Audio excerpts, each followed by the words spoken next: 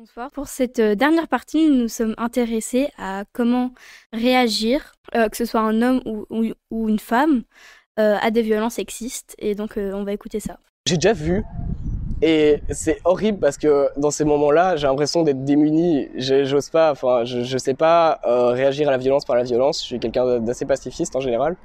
Et ouais, il y a ce réflexe d'être bloqué. Et après, je me sens encore plus coupable d'avoir rien pu faire. Je vous avoue que quand on est toute seule, une fille, et si c'est un groupe de garçons, mais voilà, c'est dommage, mais je vais pas me retrouver moi non plus dans cette violence-là. Donc, si je suis avec des amis ou avec quelqu'un d'autre ou un garçon ou quoi, oui, là, je réagirai. Mais si je suis toute seule et que je vois ça, on va s'en prendre à moi aussi. Donc, voilà.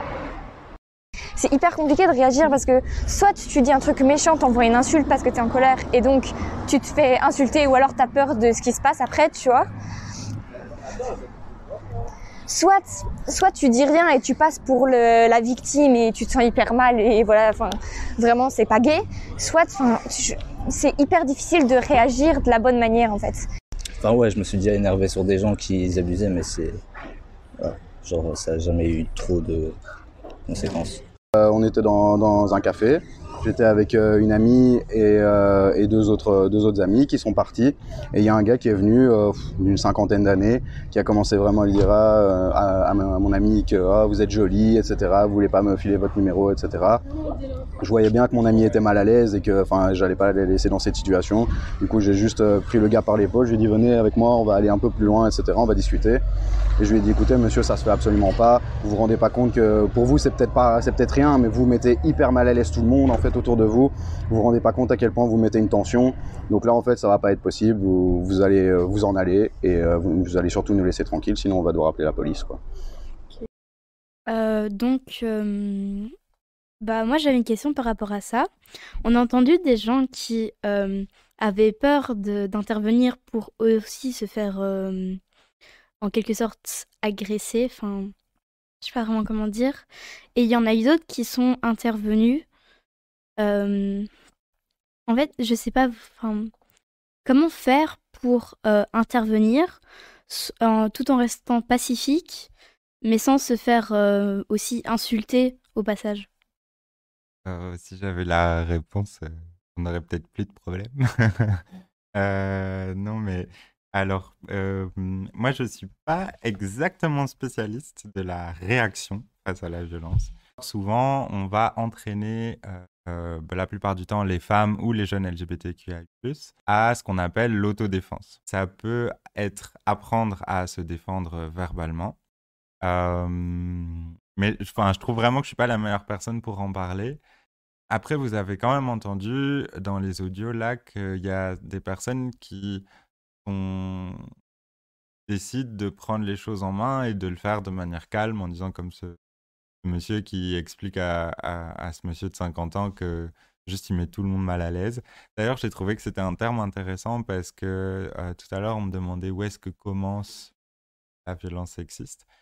Parler de malaise, ça peut être un bon indice, hein. À partir du moment où on sent qu'on a une amie ou soi-même ou un ami qui se sent pas du tout bien face à quelqu'un, alors qu'il n'y a pas eu de violence apparente, ça peut être juste une violence subtile qui, en général, pourrait être qualifiée de sexiste. Et comment se défendre face à ça, c'est faire bloc.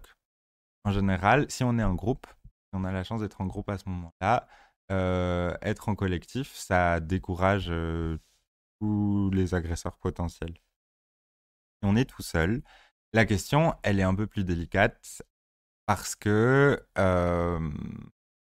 je suis aussi un adepte, comme le disait cette jeune fille, de ne pas se mettre dans une situation où on pourrait être en danger. Et c'est extrêmement dur à faire, évidemment, comme choix, de dire ok, je ne peux pas aller aider cette personne qui aurait potentiellement besoin de moi parce que si j'y vais, je vais me mettre en danger. Mais à nouveau, c'est quelque chose que les femmes et les LGBTQ connaissent très très bien. Mais ce qui marche bien et ce qui a déjà marché pour les personnes avec qui j'échange dans le cadre de mon métier, c'est de tout de suite dire, enfin en particulier sur le campus de Louvain-la-Neuve, donc des endroits où il y a beaucoup beaucoup de monde, C'est si on voit une situation problématique, ne pas essayer d'interagir avec la personne qui pose problème ou qui a l'air d'avoir des comportements violents, mais c'est tout de suite aller vers la victime en faisant croire que c'est son ami. En disant «Ah, ben t'es là, ben allez, viens, on s'en va». Et en général, ça coupe la situation. Mais vraiment, tu vois, ça c'est anecdotique, c'est juste des petits exemples parce que le problème c'est que on est face à tellement de situations potentiellement violentes que c'est compliqué d'avoir une réponse unique.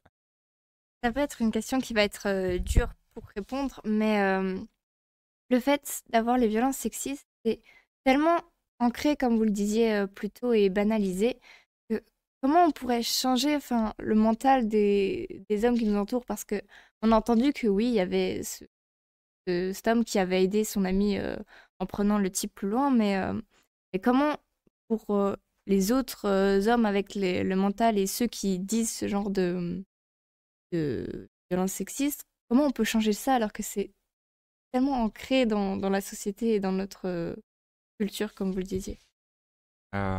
Ouais, ça c'est compliqué. Il y a une étude française qui est sortie il n'y a pas très longtemps qui expliquait la manière dont, et c'est chouette parce que ça livre aux deux questions, comment se défendre et comment faire changer les choses. Et dans cette étude, elle décrivait la manière dont les femmes qui ont été victimes d'une agression sexiste dans la rue ou en public ou dans le métro, certaines d'entre elles, grâce à la médiatisation et grâce au fait à la libération de la parole sur les violences sexistes et sexuelles, elles ont profité de l'agression pour faire ce qu'on appelle, nous, de la psychoéducation, mais donc de l'éducation envers leur agresseur. Donc en fait, elles prennent l'agression comme une opportunité pour faire de l'éducation féministe et expliquer au type, ok, tu m'as traité de sale pute, je vais t'expliquer pourquoi c'est problématique. Et en fait, c'est intéressant comme stratégie de défense parce que, évidemment, le mec en face, il se sent complètement déboussolé. Mais aussi, c'est intéressant parce que pour la victime, ça lui permet vraiment de reprendre le pouvoir, de dire, écoute, c'est bon, quoi. J'en ai eu assez et maintenant, je vais t'expliquer pourquoi. C'est hyper ancré dans la société. Comment on peut changer quelque chose qui est si fort? C'est toujours par l'éducation que ça va passer. Pour ça, il y a une chouette association avec laquelle on collabore de temps en temps qui a modélisé les 8 P. L'association, elle s'appelle Le Monde selon les femmes. Elle travaille principalement à Bruxelles. Et elles expliquent la manière dont on peut déconstruire certaines choses avec les hommes pour qu'ils en arrivent à prendre conscience que leur comportement pose problème.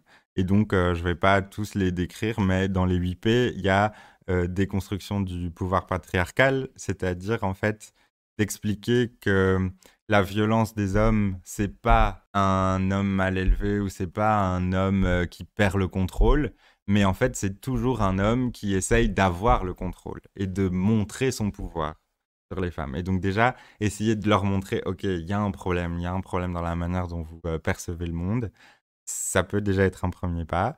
Il y a aussi la prise de conscience des privilèges masculins, la prise de conscience ou la lutte contre la permission implicite d'être violent.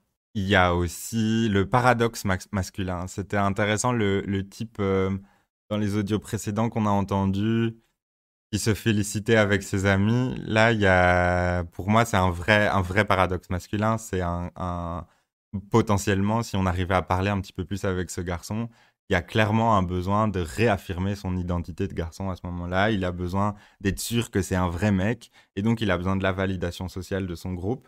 Et il a besoin de montrer à une femme que c'est lui qui a potentiellement plus de pouvoir. Et ça, avec ces hommes-là, si on les prend et qu'on arrive à en discuter, ça peut vraiment porter ses fruits. Mais pour ça, il faut mettre des moyens énormes. Et c'est vrai qu'on n'en a pas beaucoup et que faire de la prévention primaire, donc avant que les violences n'arrivent, c'est très compliqué. Et comme en plus on touche à des fondements sociaux, comme on va parler de l'éducation, et quand moi je parle d'éducation, je dis il faut qu'on commence tout petit, quoi. Il faut commencer parce que dès la maternelle, il y a des études qui montrent qu'il y a déjà des différences entre les genres et des différences de traitement inégalitaires. Et donc, c'est de dire, OK, comment on atteint les plus petits? Mais pour ça, pour atteindre les plus petits, il faut en parler avec les parents. Et comme on parle de domination, on parle de pouvoir, on parle d'hommes, on parle de femmes, on parle de genre. Et donc, tout le monde pense qu'on parle de sexualité. Donc, parfois, c'est compliqué, tu vois, d'atteindre vraiment la source du problème. Mais on va y arriver. Il est temps pour nous de quitter. Merci à Sam d'être venu nous donner toutes ces explications.